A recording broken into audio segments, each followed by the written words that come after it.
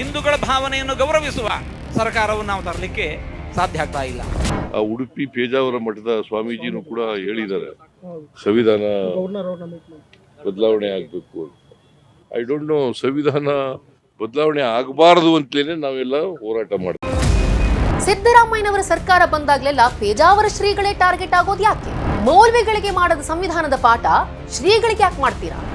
ಅದ್ಯಾಕೋ ಗೊತ್ತಿಲ್ಲ, ಹಿಂದೂ ಸಂತರು ಹಿಂದೂ ಧರ್ಮದ ಸಂರಕ್ಷಣೆಗಾಗಿ ಸಮಾವೇಶ ಮಾಡಿದಾಗಿಂದನೂ ಕೂಡ ಕಾಂಗ್ರೆಸ್ ನಾಯಕರು ಒಬ್ಬರ ಹಿಂದೊಬ್ರು ತಮ್ಮ ಮನಸ್ಸೋ ಇಚ್ಛೆ ಹೇಳಿಕೆಗಳನ್ನ ಕೊಡ್ತಿದ್ದಾರೆ.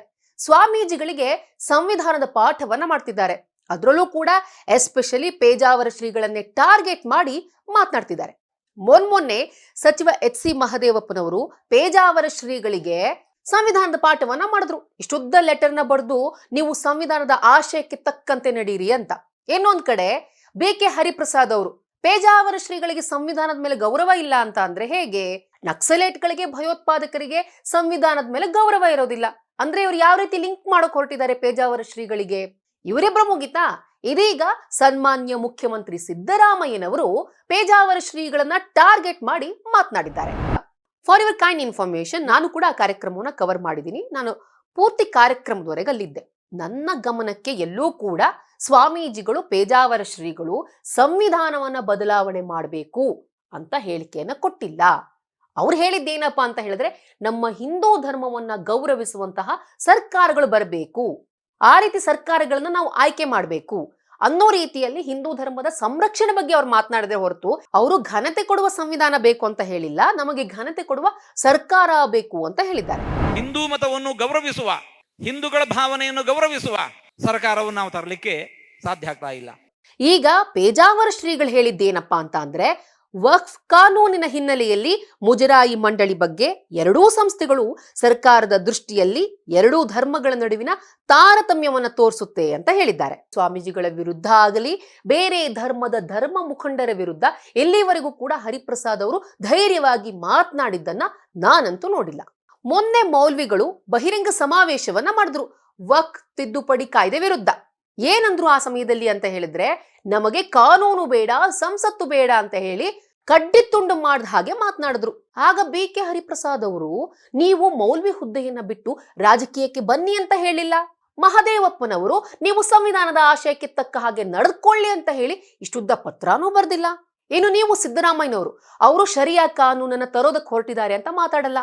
ಇಲ್ಲಿ ಮನುಸ್ಮೃತಿ ಬಗ್ಗೆ ಮಾತನಾಡ್ತೀರಾ, ಆದ್ರೆ ಅಲ್ಲಿ ಶರಿಯಾ ಕಾನೂನಿನ ಬಗ್ಗೆ ತುಟಿಕ್ ಪಿಟಿಕ್ ಅನ್ನಲ್ಲ.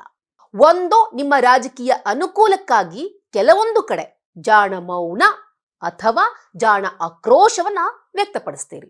ಇವೆರಡು ರಾಜಕೀಯ ಪ್ರೇರಿತ. ಒಂದು ವೇಳೆ ಇದು ರಾಜಕೀಯ ಪ್ರೇರಿತ ಅಲ್ಲ ಅಂತ ಅಂದ್ರೆ, ಒಂದು ಜಾಣ ಧೈರ್ಯ ಅಥವಾ ಕುರುಡು ಹೆದರಿಕೆ. ಶಾಬಾನು ಪ್ರಕರಣದಲ್ಲಿ ಸುಪ್ರೀಂ ಕೋರ್ಟ್ ತೀರ್ಪನ್ನೇ ಧಿಕ್ಕರಿಸಿ ಅದರ ವಿರುದ್ಧವಾಗಿ ಸಂವಿಧಾನಕ್ಕೆ ತಿದ್ದುಪಡಿ ತಂದಿದ್ದು ನಿಮ್ಮ ಕಾಂಗ್ರೆಸ್ ಸರ್ಕಾರ. ರಾಜೀವ್ ಗಾಂಧಿ ಸರ್ಕಾರದಲ್ಲಿ ಈ ರೀತಿ ತಿದ್ದುಪಡಿಯನ್ನ ಮಾಡಲಾಗಿತ್ತು. ಸುಪ್ರೀಂ ಕೋರ್ಟ್ ತೀರ್ಪನ್ನೇ ತಲೆ ಕೆಳಗಾಗಿಸಿದ್ರಿ. ಇನ್ನು ಎಮರ್ಜೆನ್ಸಿ ಟೈಮ್ ನಲ್ಲಿ ಅಂಬೇಡ್ಕರ್ ಅವರು ಮೂಲ ಸಂವಿಧಾನವನ್ನು ಏನ್ ರಚಿಸಿದ್ರು, ಅಲ್ಲೆಲ್ಲೂ ಕೂಡ ಜಾತ್ಯತೀತ ಸಮಾಜವಾದಿ ಪದ ಇರಲಿಲ್ಲ. ಆದ್ರೆ ಅಂಬೇಡ್ಕರ್ ಅವರು ರಚಿಸಿದಂತಹ ಮೂಲ ಸಂವಿಧಾನವನ್ನೇ ಅಲ್ಲೇ ನೀವು ತಿದ್ದುಪಡಿ ಮಾಡಕ್ ಹೋದ್ರಿ. ಅಲ್ಲೇ ನೀವೇನ್ ಮಾಡಿದ್ರಿ ಅಂತ ಹೇಳಿದ್ರೆ, ಸೋಷಿಯಲಿಸ್ಟ್, ಸೆಕ್ಯುಲರಿಸ್ಟ್ ಅನ್ನುವಂತಹ ಪದವನ್ನ ಇಂದಿರಾ ಗಾಂಧಿ ಸೇರಿಸಿದ್ರು. ಒಳ್ಳೇದಕ್ಕೋ ಕೆಟ್ಟದಕ್ಕೋ ತಿದ್ದುಪಡಿ ಆಗಿದೆ. ಘನತೆ ಕಲ್ಪಿಸಿಕೊಡೋದಕ್ಕೆ ನೀವು ತಿದ್ದುಪಡಿ ಮಾಡಿದ್ರಿ ಅಂತ ಇಟ್ಕೊಳ್ಳೋಣ, ಫೈನ್. ಆದ್ರೆ ಶಾಬಾನು ಪ್ರಕರಣದಲ್ಲಿ ಯಾವ ರೀತಿ ಘನತೆ ಸ್ವಾಮಿ? ಇಲ್ಲಿ ಮಹಿಳೆಯರ ನ್ಯಾಯವನ್ನ ಎತ್ತಿ ಹಿಡಿಯುವಂತ ಯಾವುದೇ ಉದ್ದೇಶ ಕಂಡು ಬಂದಿಲ್ಲ. ಏನಕ್ಕೋಸ್ಕರ ಇದನ್ನ ಮಾಡಿದ್ರಿ ಅದ್ರ ಬಗ್ಗೆ ಗೊತ್ತಿಲ್ಲ. ಆದ್ರೆ ಒಟ್ಟಿನಲ್ಲಿ ತಿದ್ದುಪಡಿ ಅಂತೂ ಮಾಡಿದ್ರಿ. ಇದು ಈಗಿನಿಂದಲ್ಲ. ಸಿದ್ದರಾಮಯ್ಯ ಅವರು ಯಾವ್ಯಾವಾಗ ಅಧಿಕಾರಕ್ಕೆ ಬರ್ತಾರೆ ಆಗೆಲ್ಲವೂ ಕೂಡ ಪೇಜಾವರ ಶ್ರೀಗಳನ್ನ, ಆಗ ಹಿರಿಯ ಸ್ವಾಮೀಜಿಗಳನ್ನ ಅವರು ಟಾರ್ಗೆಟ್ ಮಾಡ್ತಿದ್ರು. ಈಗ ಈ ಸ್ವಾಮೀಜಿಗಳನ್ನ ಟಾರ್ಗೆಟ್ ಮಾಡ್ತಿದ್ದಾರೆ. ಸಿದ್ದರಾಮಯ್ಯನವರು ಅಧಿಕಾರಕ್ಕೆ ಬಂದಾಗ್ಲೆಲ್ಲ ಪೇಜಾವರ ಮಠವೇ ಟಾರ್ಗೆಟ್ ಯಾಕಾಗುತ್ತೆ? ಉಡುಪಿ ಪೇಜಾವರ ಮಠದ ಶ್ರೀಗಳಿದಾರಲ್ಲ, ಅವರು ಬೇರೆ ಮಠಾಧೀಶರ ರೀತಿಯಲ್ಲ. ಅದು ಸಾಮಾಜಿಕ ವಿಚಾರವೇ ಆಗಿರ್ಬೋದು, ರಾಜಕೀಯ ವಿಚಾರವೇ ಆಗಿರ್ಬೋದು, ಅವರು ಮುಕ್ತವಾಗಿ ಮಾತನಾಡ್ತಾರೆ, ತಮ್ಮ ಅಭಿಪ್ರಾಯವನ್ನ ವ್ಯಕ್ತಪಡಿಸ್ತಾರೆ. ಹಿರಿಯ ಸ್ವಾಮೀಜಿಗಳು ಕೂಡ ಅಷ್ಟೇ ಹಲವಾರು ಹೋರಾಟಗಳಲ್ಲಿ ಭಾಗಿಯಾಗಿದ್ರು.